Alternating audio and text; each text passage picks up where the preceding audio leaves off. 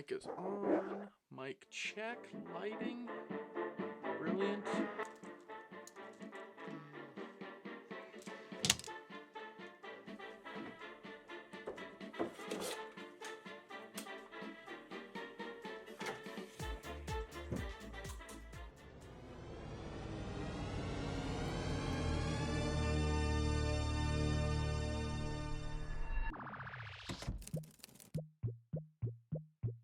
How about that backlight? That's new. That's new. Looks a little bit better, yeah. Some blue light on the back. Can you guys see that subscribe writing, by the way? I wrote that for you guys. So subscribe so I don't have to work a 9-to-5 job and I can just make money off of you guys. Okay, let's get started. Welcome back. I think this is episode 3 of Red Shirt Movie Reviews. This one's tough. At the time of filming this, my Minnesota Twins got swept by the Yankees. Have a moment of silence. Everyone that was on that Twins roster, so.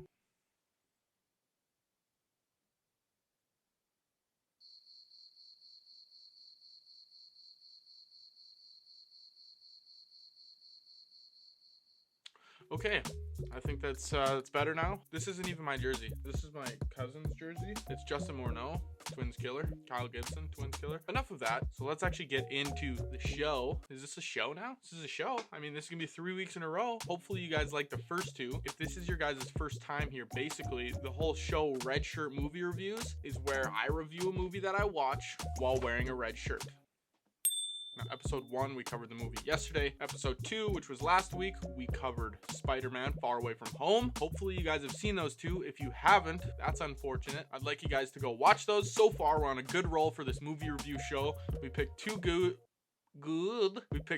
movies, and that's kind of what I want to keep going with. But I'm kind of interested to see when we're going to have a movie that's not very good, and I can absolutely just bash it. I don't know why I'm so excited to do that, but I am. We break down a movie into 5 different categories. Category 1 being story, category 2 being acting, category 3 cinematography and production. So how it's produced, how cool were the shots, was it put together well? That's basically because film is ingrained in my head and I like to analyze those things when watching a movie. So we're gonna break that down in category 3. Category 4 is the emotion that the movie provokes and makes the audience feel. And category 5 is a final score out of 10. We're gonna pop it down in this little general area here. You're gonna see a score. It's gonna go earthquake, bombs, cracks in the earth, Pangea, climate change. So that's basically how we break down these movies. It's very biased towards my opinions and probably pretty unprofessional because I just spit whatever comes to my head about the movie. So without further ado, this week we will be reviewing the movie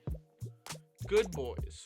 So now let's get into category 1, story. So the story revolves around 3 boys that are in middle school, I believe. I'm not sure their exact ages, but they are in middle school and they run across a lot of different conflicts in the movie. But the main plot is one of the boys takes the drone from his father's house. They run around with it and then they have to get it back to the house before the dad comes back from a work trip. Now, they also run into a lot of different conflicts, like a run-in with the cops. They have some drama between some other boys in their class. There's some girl drama, which adds some romance. You guys know I love a good romance story. And there's also a lot of comedy tied into it because it is a comedy movie, so obviously I probably didn't even have to mention there's comedy in it if it's a comedy movie. The movie is very lighthearted and kind of has that family movie vibe, but it is definitely not because there are a lot of jokes in the movie that have straight up sexual implications and maybe a couple jokes you might not want your 10-year-old, 12-year-old,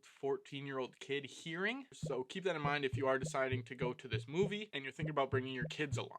Now, one thing I was thinking when I was watching this movie is I found it comparable to Superbad. I don't know if you guys have seen the movie Superbad.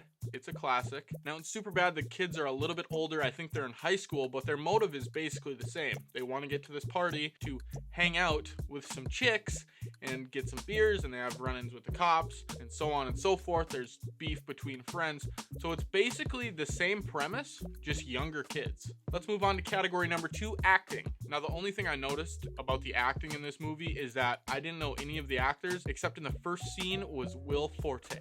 Now, I don't know if you guys know who Will Forte is, but he's also MacGruber. I don't know if you've ever seen the movie MacGruber.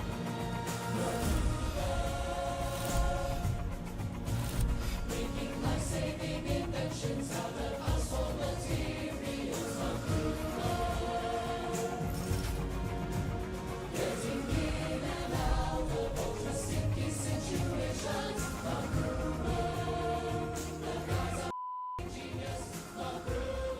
But he is MacGruber. He also plays in a show called Last Man on Earth, I think. So he's kind of a funny guy and, you know, that joking type. So he fit the dad role perfectly.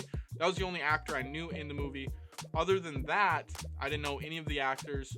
But that didn't really matter because they're kids. Most of them are younger, and it's not like I know a bunch of kid actors anyways, so I kind of discounted the acting category on this movie because I didn't really know anyone, but I don't expect anyone to know anyone either. Other than that, the only thing I have to touch on for the acting is that it felt kind of staged. So some of the jokes you could kind of tell were scripted. So for example, in the movie, someone would say something and it would pan to another character, and you know after that a scripted joke was coming, like a line that they had perfectly written out and the actor was supposed to memorize. Now I know that happens in every single movie, but a lot of the movies it kind of feels like dialogue and kind of feels normal, right? But this one kind of felt scripted and kind of very to a T and almost like people were reading from a piece of paper. So the acting could have been a little bit better, but it's also kids, you know, you got some leeway with them. I don't know how much better it could have been, but that's one thing I noticed. It kind of felt staged and like the jokes were coming and you could kind of feel them coming. Let's move on to category number 3, and that is cinematography and production. This category, this is the highest ranking or scoring category I'd say on the whole entire movie. And the only reason for that is because when I went in and watched the movie on the big screen, and when I watched the trailer beforehand, I couldn't believe how like sharp and clear and crisp the images were. I know Hollywood movies are shot on like Alexas and Ursa minis and all this super expensive stuff, but this one, like, it stood out in a super weird way that like I noticed it right away. The images really popped, and I don't know if that's because of the camera they were using, or maybe the colorist on the project just did a very, very good job of coloring the project to make the subjects pop off the background. But I also think that has to do with the director of photography's lens choices, because in a lot of the shots you can see the subject's face and then the background is super blurry and bokeh out. So you can kind of tell in this image here, my face is in subject, but the background, the whiteboard and the speaker here, they're kind of blurred out and you can't really see them in focus. But on this movie, it was super extra, right? Like you couldn't see anything in the background, which is good. It makes the subject really pop out. But that's one thing I noticed. And especially when you're making movies with kids and you're filming younger people, they tend to have less blemishes on their face, like acne and pimples and zits and wrinkles. So when they're filming the kids, their faces look super smooth, super buttery. Like, oh, it was so good. Like, I don't even know what to say. As a video production guy, I was so impressed. That was just like the framing and the shots themselves. They also had a lot of dynamic shots. Like I know there was one shot where they were coming up over the kids' shoulders and then they showed like the whole highway. Like that shot was super cool. And that was one that really stuck out to me. But there was also some cool shots with the drone. There was a drone flying through a house or something like that. And I don't really know how they got that shot, but there was a lot of dynamic shots, made the story that much better. Can't imagine that it was very cheap, but it made the production that much better. Best category that I'll be ranking in this movie is definitely the cinematography and production. So well put together. I'm not sure what studio put it together, but I was thoroughly impressed. Now let's move on to number 4, emotion. Now, like I said before, this movie is a comedy, but there was also some different underlying emotions like romance and suspense. A lot of the movie had suspense and build up to what was going to happen, but it was mainly comedy, right? They did it through jokes and through progression and what's going to happen next. So it was kind of suspenseful, but not in the generic sense as suspenseful where there's a robber breaking into a home or someone steals your car in different movies, right? So comedy suspense with a hint of romance at the end where one of the kids is trying to get this girl, my favorite. You add a romance in there, it just makes that story that much better, right? Everyone loves a good love story. So that's the emotion pulled out. Pretty funny. Like I said, Seth Rogen had a hand in this movie somehow, so I assume he had to do with some of the jokes, and the jokes were pretty funny, right?